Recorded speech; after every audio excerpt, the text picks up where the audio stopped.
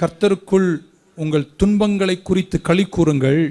என துன்பங்களில் நீங்கள் ஏன் களி கூற வேண்டுமென்றால் அது உங்களுக்கு விசுவாச அங்கீகாரத்தை கொண்டு வருகிறது. என்னால் பொன்னிலும் விலையேற பெற்றது உங்கள் விசுவாசம். உலகத்தில் இருக்கிற செல்வம், உலகத்தில் இருக்கிற பொன்னு வெள்ளியை விட உங்கள் விசுவாசத்தினுடைய பலன் விலையேற பெற்றது என்பதனால் உங்கள் துன்பங்களில் களி கூறுங்கள் என்று துன்பம் நிறைந்த திருச்சபைக்கு அப்போஸ்தலனாகிய பேதுரு எழுதின வார்த்தையை உங்களோடு பேசினேன். அப்போஸ்தலனாகிய பவுல் ரோமர் 5ஆம் அதிகாரத்தில் அது 3ஆம் வசனம் நினைக்கிறேன், 5:3 இப்படி சொல்கிறார். Not only so and not only that, but we also glory in tribulations.